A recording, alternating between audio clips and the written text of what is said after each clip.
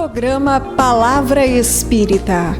Apoio Cultural Odontologia Lauda. O implante que se transforma em sorriso. Sociedade Espírita, Estudo e Caridade, Lar de Joaquina.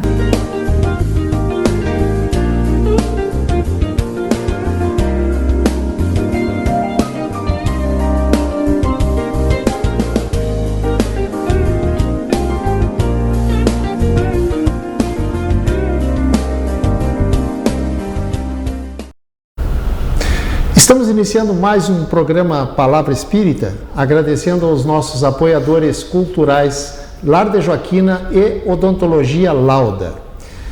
E hoje está comigo um amigo não diria de longa data, né? Mas um amigo de uma data mais ou menos longa, Gabriele Grivot. Gabriele Grivot, né, Grivot? Grivot. Ele coordena um grupo de estudos sobre Joana de Ângeles na internet. Grivot, seja bem-vindo ao nosso programa. Muito obrigado por ter aceito o meu convite para estar aqui hoje, nessa tarde. Nós estamos gravando o programa no dia 25 de agosto de 2021, uma tarde chuvosa. Uma tarde abençoada. Uma tarde abençoada, porque a chuva estava fazendo muita falta. Mais uma vez, Grivot, seja bem-vindo ao nosso programa. Obrigado por ter aceito o meu convite. Muito obrigado, o prazer é todo nosso. Não é uma longa data, mas já é uma data um pouquinho expressiva. Exatamente. Né? É um prazer estar aqui contigo e com os teus telespectadores. Muito obrigado. O meu assunto hoje com o Grivot é sobre morte. Nós vamos falar sobre morte, mas não a morte antes da morte, antes de morrer, né, Grivot? Nós vamos falar sobre depois de morrer.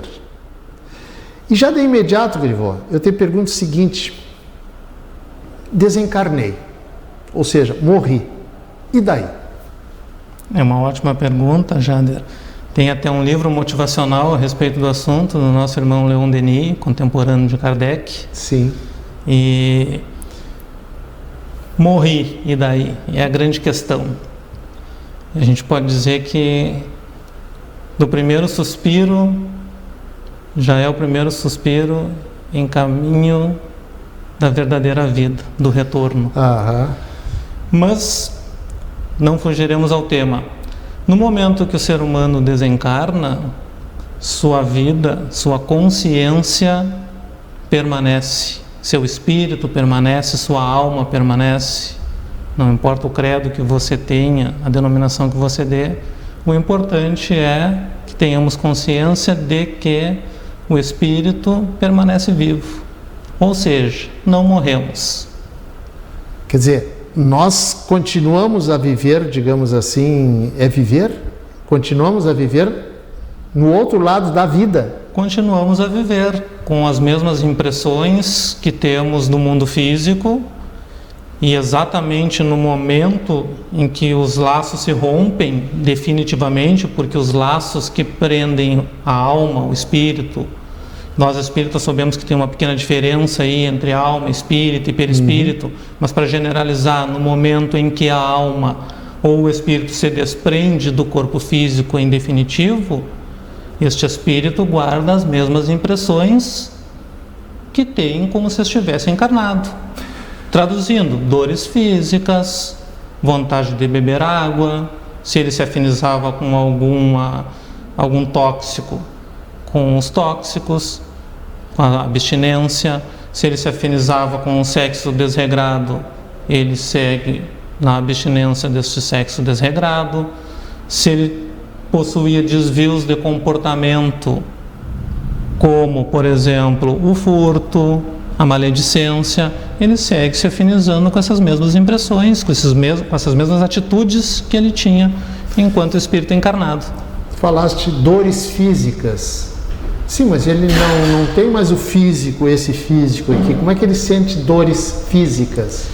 Exatamente por uma ligação perispiritual, ou seja, do nosso intermediário entre o espírito e o corpo. Chama-se perispírito. Chama-se perispírito. Perfeito. E este perispírito não se desencarna imediatamente quando o cidadão deu o último suspiro. este perispírito ainda tem laços fluídicos, segundo a nossa nomenclatura, né, dos espíritas, que ainda permanecem ligados àquelas células. Existem estudos hoje, estudos científicos, que comprovam atividades celulares até 48 horas, 72 horas após a morte encefálica. Ou seja, as células seguem realizando o metabolismo, a digestão, a respiração, através das suas organelas. Mas o cérebro está morto. Por isso até se cumpre um certo ritual aí de velar um corpo, né? Mas fisicamente falando, ainda restam vida lá. Grivô, o espírito, quando morre, ele se dá conta que, opa, morri. Ele se dá conta disso? Dependem os casos. Por exemplo? Quando o cidadão tem uma vida um tanto plena, moralmente falando, o desencarne, a morte, ela é um tanto mais tranquila. Ou seja, no momento que ele abre os olhos novamente na verdadeira vida, enquanto um ser espiritual, aí já desprendido do corpo físico, ele é recepcionado por entes que lhes são queridos, pelo seu anjo guardião, pelo seu espírito protetor, pelo seu pai, que talvez já tenha partido, e por outra família, ou melhor, pela verdadeira família, que é muito grande, que está no lado dela apta a te receber. E esse irmão tem condições de abrir os olhos e ter o entendimento de que ele passou para a verdadeira vida, ou seja, de que ele morreu do corpo físico. Certo. Até Joana de Ângeles nos diz que é necessário que, enquanto seres que habitamos um corpo físico, trabalhemos a morte interiormente. Perfeito. Que é para não sermos tomados de surpresa no momento Exatamente. em que morremos. Agora tu falou uma coisa, é o seguinte, quando ele ia abrir os olhos, não sei se foi essa exatamente a expressão que tu usou, mas como é que ele se vê lá no outro lado? Aqui eu me vejo, eu chego na frente do espelho e me vejo, estou te vendo aí agora. Como é que eu vou me ver lá do outro lado? Vou me ver desse jeito? Eu vou ser uma luz? Vou ser o quê, por exemplo? Uma ótima pergunta, Jader, porque enquanto seres que estamos num processo evolutivo de milhares de anos, né, vamos nos ver no lado de lá tal qual, traduzindo, com as mesmas vestes, com as mesmas fisionomias de quando estivemos encarnados, com as mesmas características. Conforme este ser encarnado melhora um pouquinho mais o processo evolutivo, retorna à pátria espiritual, depois ele volta a habitar um novo corpo físico e retorna novamente à pátria espiritual por sucessivas reencarnações, a tendência é de que este espírito fique mais etéreo, mais sensível, e aí ele pode até guardar impressões dessas luzes, desses seres mais angelicais em que temos em nossa mente. Por que nós temos essas memórias, essas lembranças? Porque enquanto desencarnados, enquanto mortos, nós temos contatos com esses seres mais etéreos, mais sutis, né? Ou seja, mais evoluídos, moralmente falando, espiritualmente falando. Tu terminou a tua fala dizendo mais evoluídos. Agora vamos baixar um pouco a régua para os menos evoluídos.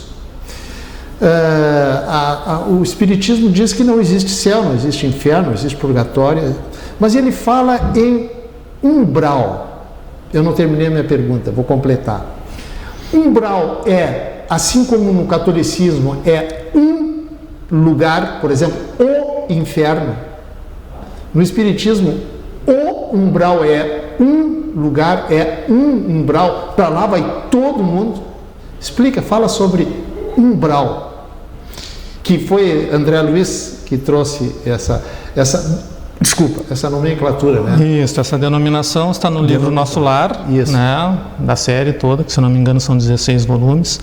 André Luiz nos explica sobre este local em que ele permaneceu por 8 anos, né, vítima das perturbações, muito motivadas por conta do suicídio, que ele não julgava que era, né, mas um suicídio aparente, porque ele fazia uso de álcool e de comida em excesso. Não foi um suicídio direto, por exemplo. Direto, exatamente. Indireto, por exemplo. Então, quando ele despertou neste umbral, que traduzindo, ele não é uma zona localizada, ele é um estado de consciência. Perfeito. Por exemplo, vamos trazer para o mundo dos vivos, né, entre aspas. Quando enfrentamos uma situação difícil, de trânsito, de doença na família, essas situações mais trágicas que envolvem a problemática humana, podemos com certeza afirmar que vivemos este umbral enquanto seres vivos na matéria, porque vivos sempre estamos. Mas o umbral que o Espiritismo tanto denomina, ele não é localizado. Ele é um estado de consciência, você se transporta para esse local. Tanto é que André Luiz, após o desencarne e após relatar que permaneceu 8 anos nas zonas umbralinas, ele tem a oportunidade de ser resgatado, é levado à colônia Nosso Lar, e quando é possibilitado a ele o retorno à terra, até a sua casa, para ver como estavam seus filhos e sua esposa, e que ele percebeu que a sua ex-esposa, né, tinha ofertado um novo matrimônio, a consciência dele começou a ser tomada de raiva, e prontamente a cena do filme mostra um lado negro, fogos e labaredas e aquilo tudo caracterizado, né, pelo cinema, para dizer, você vai estar voltando para o umbral. Ou seja, aquela raiva, né, aquele estado de consciência o levou novamente àquele local em que ele permaneceu. Quer dizer, o umbral não é o local, é um dos locais em que a pessoa é atraída para lá, digamos assim. Exatamente. Não atraída, ela se reporta para lá. Ela vai, ela se afiniza. Por exemplo, as pessoas que têm afinidade com o álcool, André Luiz nos conta no livro Nos Domínios da Mediunidade, que após o desencarne, ele vai procurar os bares da vida. Grivô, a produção está me dizendo que falta 1 minuto para o encerramento do primeiro bloco. Mas eu vou te fazer uma pergunta para tu responder em 45 segundos. Vamos lá. André Luiz disse que ficou 8 anos numa das zonas umbralinas, né? O máximo é 8 anos? Ou alguém pode ficar mais ou ficar menos? Como é que funciona isso aí em 45 segundos? Não tem uma data pré-determinada, mesmo porque nos explicam os espíritos mais evoluídos na literatura que o tempo lá é cronologicamente diferente do nosso tempo daqui. Certo. Então você pode ficar 1 ano, 30 segundos, 10 dias, independe. Depende da consciência de cada um, de como ele teve uma atitude reta aqui na Terra. Perfeito. Estou com essas palavras do Grivô aí, eu estou encerrando o primeiro bloco do nosso programa Palavra Espírita, agradecendo aos nossos apoiadores culturais Lar de Joaquina e Odontologia Lauda. O nosso intervalo é apenas 45 segundos e a gente já estará de volta.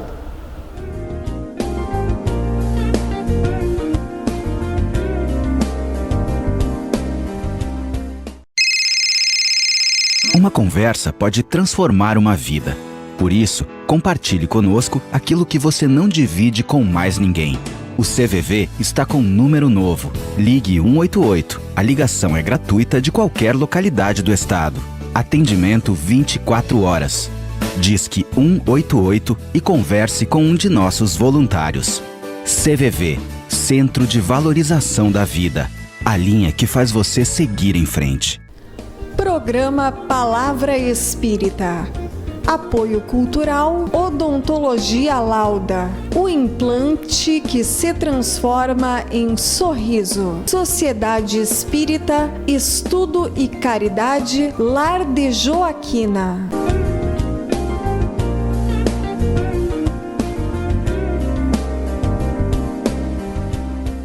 Estamos iniciando o segundo bloco do programa Palavra Espírita, agradecendo aos nossos apoiadores culturais Lar de Joaquina e Odontologia Lauda. E hoje eu estou batendo um papo aqui com meu amigo nem tão de longa data, né, Grivô? meu amigo Gabriele Grivot, e a gente está falando sobre morte, depois que morre, para onde vai, como é que se enxerga lá do outro lado. E eu vou iniciar o segundo bloco, Grivot, perguntando para ti o seguinte: é possível a pessoa que morreu, que desencarnou e, digamos assim, virou espírito, não é verdade? Ela tem possibilidade de voltar ao mundo físico, esse nosso mundo aqui que nós estamos vivendo hoje, para ver como é que estão os seus familiares, seus filhos, sua esposa, seu esposo, etc. e tal?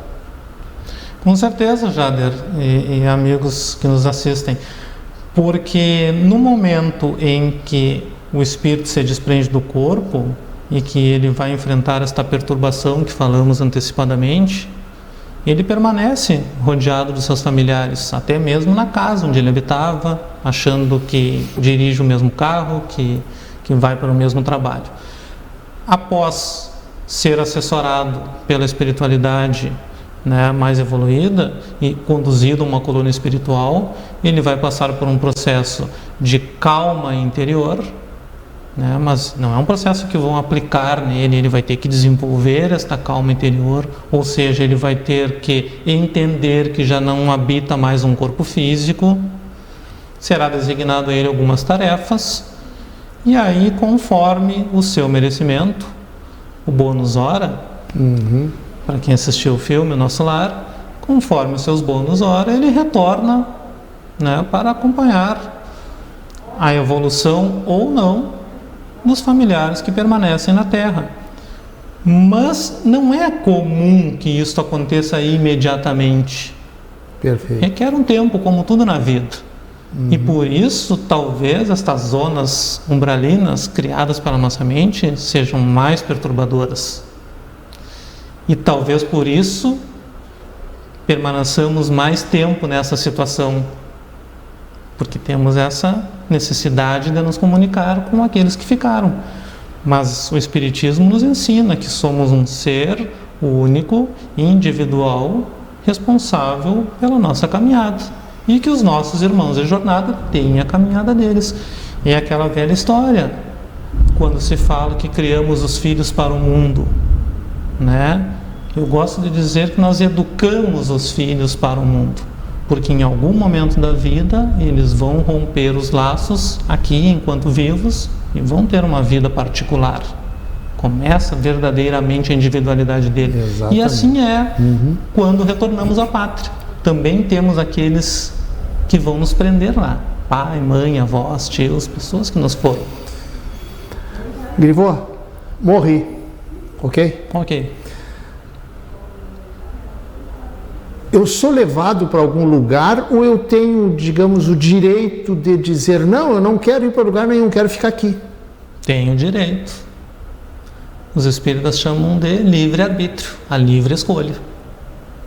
Você permanece aqui quanto tempo quiser.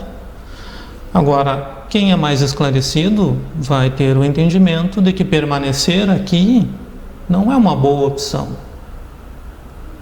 Porque você não pode entender a morte como o paraíso. Agora eu vou para lá, sentar num campo verde, escutar os querubins tocar as suas harpas e liras, né, e escutar a água do riacho correndo. André Luiz foi protagonista aí de 20 livros pela mediunidade do apóstolo Francisco Cândido Xavier. Então temos tarefas a realizar, e tarefas importantes, e que, se você é vinculado à família, tarefas importantes que vão ajudar a jornada daqueles seres que permanecem encarnados. Porque quando você recebe um ser como filho, este nascimento foi combinado na espiritualidade. Não foi por acaso que você recebeu aquele filho. E não é por acaso que você morre e retorna para esperar aquele filho novamente. Casa mal assombrada. Já ouviu falar, né? Todo mundo já ouviu falar. Isso significa dizer que aqueles espíritos que assombram, entre aspas, aquela casa, são espíritos, digamos assim, atrasados, que ainda não se deram conta de que ali não é o lugar deles, ou eles sabem que eles já morreram, digamos assim, e estão ali porque, para, sei lá, exatamente para tirar um sarro, para assombrar aquilo ali, para assustar as pessoas. Kardec nos ensina, pela mediunidade dele e de toda a equipe que o assessorou enquanto a codificação da doutrina espírita, que os espíritos interferem em nossa vida muito mais do que imaginamos. Isto foi uma pergunta que ele fez aos espíritos e os espíritos o responderam, que consta no Livro dos Espíritos.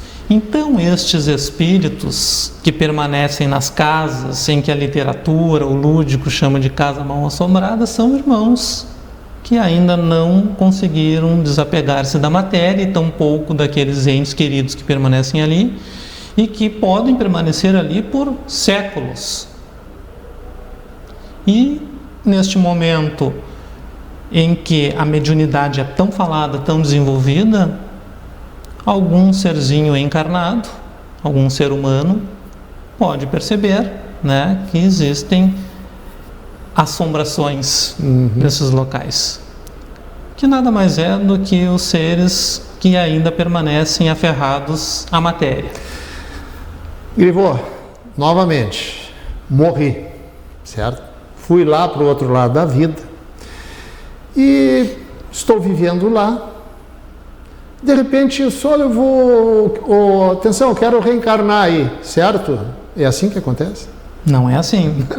Não é assim. Eu quero voltar. Não é assim, eu quero voltar. Mas é importante o retorno, né? Não é importante, é necessário o retorno, né? No entanto, o retorno também tem que ser galgado, capinado. Como dizemos aqui, não sabe o que vai fazer? Vai capinar um pátio. Vai capinar. Quer dizer, significa dizer o seguinte, que eu tenho que fazer porque merecer reencarnar novamente? É como o salário no final do mês, ou até o 5º dia útil do mês subsequente, né? Tem que fazer por merecer. É necessário muito trabalho, segundo fontes da literatura. Eu não quero falar em números porque eu acho que não é pertinente, mas existem milhões de irmãos, né, que vivem no mundo espiritual rogando por uma oportunidade, não só no planeta Terra, como em outros planetas, né, deste vasto universo que a ciência nos aponta como infinito. Então, portanto, tudo nos leva a acreditar que tem infinitos mundos habitados. Até Kardec também nos informa isso na codificação. E, portanto, é necessário muito trabalho, muito merecimento, e não são raras as vezes em que você se compromete em retornar à Terra ou em qualquer outro planeta que nos ofereça a condição, em caráter expiatório, obviamente, e você falha. O que é caráter expiatório? Resgatar faltas que você cometeu no passado. Certo. Muito bem. Agora o seguinte, tu falaste aí, muito trabalho tem aqui na Terra, aqui nesse planeta que nós estamos habitando atualmente. Mas qual é o trabalho do lado de lá? Que tipo de trabalho tem lá? O trabalho no mundo espiritual é essencialmente socorrista. Porque, segundo dados da Organização Mundial da Saúde, desencarnam no planeta terrestre milhares de irmãos.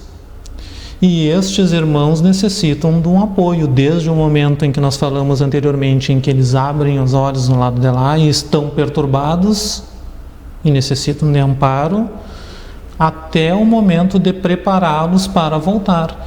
Então você vai receber irmãos que desencarnaram, você vai, segundo nos informa André Luiz, limpar as câmaras de regeneração, Agora, recentemente, estamos sendo vitimados por uma epidemia, ou melhor, por uma pandemia do coronavírus, em que muitos desencarnam com problemas nos seus pulmões e que vão guardar no seu perispírito essas impressões para o lado de lá e que necessitam serem tratadas. Construções. Aí você vai me dizer, mas lá o mundo é espiritual, mas existem construções, habitações, alguém tem que fazer o reboquinho, que não é o mesmo nosso, e grudar nas paredes e juntar os tijolinhos. Os espíritos não moram no meio do bosque, né? Existem colônias espirituais estruturadas, você tem que limpar, você tem que servir a aguinha, a sopinha. Então, por trabalho de toda a ordem. Falaste a sopinha, mas não é a nossa sopinha aqui. Não é a nossa sopinha. André Luiz disse que é uma sopinha um tanto insípida, né? Um tanto insípida. Grivô, vamos voltar um pouquinho nas casas mal-assombradas. Não necessariamente casas mal-assombradas. O João, a Maria, o José, enfim, uma pessoa percebe que existe alguma coisa diferente ali, que talvez seja um espírito que esteja habitando aquela casa. O que ela deve fazer? Crianças costumam ser muito sensíveis a impressões do plano espiritual. O que acontece? No momento em que você tem a intuição, a sensibilidade, não ignore-a. Ou seja, busque o esclarecimento. Não importa se é na doutrina espírita, não importa se é na igreja católica, se é na igreja protestante, se é na filosofia budista. O importante é que você dê importância a este sentimento, a esta impressão. E não são raras as vezes em que temos impressões. Traduzindo para a linguagem espírita, ou seja, você é portador de mediunidade. Aí você diz assim, mas que mediunidade é essa? Eu não sinto nada. Não, você sente impressões, você sente arrepios, você sente calorões, né? Você sente calafrios. Isto são comunicações, né, que você tem com o mundo extrafísico e que devem ser consideradas. Só é necessário que você faça as suas reflexões. E aí o trabalho é interior, o trabalho é teu. A casa espírita, a igreja, o templo evangélico, todos auxiliam, com certeza. Os terapeutas. Mas se você não fizer o esforço interior, não reflexionar, não meditar, não respirar adequadamente, não orar, que é a consequência, né, do seu estado de espírito, porque Perfeito. A oração ela é uma consequência do teu estado de espírito. Em momento em que a adrenalina está jorrando na sua corrente sanguínea, você está irritado, você não consegue orar. Né? Grivô, a produção disse que terminou o nosso tempo, certo? Eu te deixo os últimos 30 segundos, se tu desejares deixar alguma mensagem, por favor, fica à vontade naquela câmera 3.